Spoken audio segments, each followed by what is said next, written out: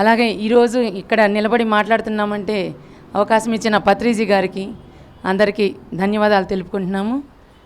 అలాగే నా పేరు రాజలక్ష్మి, మాది పల్నాడు జిల్లా దుర్గి మండలం అడిగొప్పల గ్రామం. అక్కడ 40/40 పిరమిడ్ ఉంది.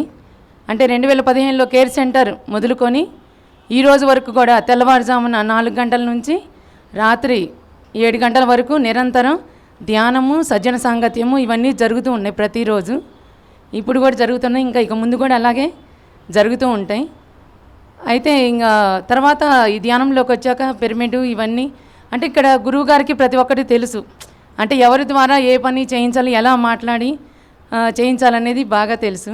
ఆ విధంగా ఈరోజు నేను ఇక్కడ ఉన్నానంటే ఇదంతా కూడా పత్రిజీ గారు నాకు మార్గదర్శనం చేసి ఇక్కడ తీసుకొచ్చి నిలబెట్టారు.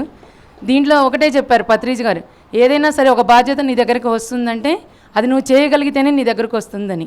అది నేను నమ్మి ఏది వచ్చినా సరే ప్రతి ఒక్క బాధ్యతను కూడా స్వీకరిస్తూ ఇక్కడ పల్నాడు జిల్లాకి ఇన్ఛార్జిగా షేర్ హోల్డర్స్గా చేయమన్నారు నందా సారు.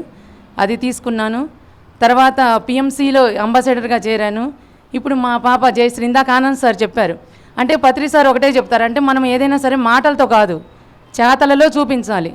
అదనేది ఏంటంటే ఇందాక ఆనంద్ సార్ నోటి నుంచి మా పాప జయశ్రీ పేరు రావటం నాకు చాలా ఆనందంగా ఉంది. ఎందుకంటే మొత్తం మా ధ్యాన కుటుంబం.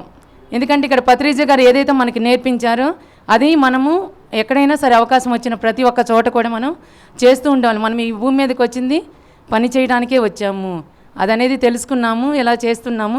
ఇప్పుడు ఇన్ఛార్జిగా పల్నాడు ఇన్ఛార్జిగా అయితే దీనికి సంబంధించి ఒక మిరాకిల్ జరిగింది. అంటే అదంతా కూడా ఏంటంటే ముందు తెలియదు, ఇప్పుడు ఇవన్నీ ఒకటి లింక్ పెట్టుకుంటే ఇప్పుడు అర్థమవుతుంది అనమాట. అంటే ఎప్పుడైతే పల్నాడు జిల్లాకు సంబంధించి నా పేరు పరిశీలన జరుగుతుంది వెనక, ఈ జరిగే క్రమంలో నాకు అంటే ఇప్పుడు నేను సార్ చెప్పారు, వెంకటేశ్వరరావు గారు ఇలా అది అనుకుంటున్నామమ్మా అని చెప్పేసి అన్నారు. సరే సార్, కాకపోతే ఏంటంటే నేను ఆల్రెడీ అక్కడ పిరమిడ్కి చైర్మన్గా ఉన్నాను, అంటే ఇక్కడ బాధ్యతలు ఇవన్నీ నిర్వర్తిస్తూ ఉన్నాను. అలాగే మన చుట్టుపక్కల ఉన్న చిన్న చిన్న పిరమిడ్స్కి, కేర్ సెంటర్లకి వాళ్ళందరికీ కూడా ఏంటంటే మనము అంటే ధనపరంగా కానీ ఏ రకంగా తన్ అన్ని రకాలు కూడా ఏంటంటే సహాయ సహకారాలు అందిస్తూ ఆ వర్క్లో ఉన్నాము. మళ్ళీ ఇప్పుడు ఈ బాధ్యత అంటే ఇవన్నీ చేయగలనా అని అనిపించింది అనమాట. అనిపించినప్పుడు కానీ అంటే ఇది నువ్వు చేయగలవు అని చెప్పేసి నా ముందుకు అన్నీ కూడా ఏంటంటే అవకాశాలు అలా సృష్టించబడుతున్నాయి అనమాట. అవకాశం ఏంటంటే మాకు అడిగొప్పల్లో నీలంపట అమ్మవారు, అక్కడ ఏంటంటే అన్ని జిల్లాలు మన ఆంధ్ర రాష్ట్రం మొత్తము, తెలంగాణ అన్ని జిల్లాల నుంచి వస్తుంటారనమాట. అయితే అక్కడ ఒక 10 సంవత్సరాల క్రితం పిరమిడ్ కట్టారు, కానీ అది అలాగే ఆగిపోయింది. అది ఇప్పుడు లైన్లోకి వచ్చిందనమాట. అంటే ఆ వర్క్ మళ్ళీ నాకు మాస్టర్స్ అప్పచెప్పారు. అంటే అక్కడ దానికి సంబంధించిన పరిస్థితులన్నీ కూడా అనుకూలమయ్యి అక్కడ వర్క్ జరగడానికి సిద్ధం చేశారు.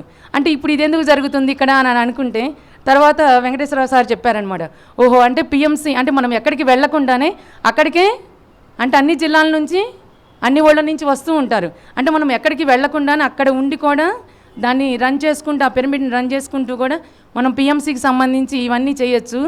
ఎందుకంటే సార్ బాడీ వెకెట్ చేసే ముందు సార్ని అడిగాను అనమాట, ఓకే పిరమిడ్ కట్టమన్నారు, కట్టాము, ర్యాలీలు అన్నీ చేస్తున్నాము, ఇంకేం చేయాలి సార్ అంటే ఏం చేయని అవసరం లేదు, కూర్చోమన్నారు.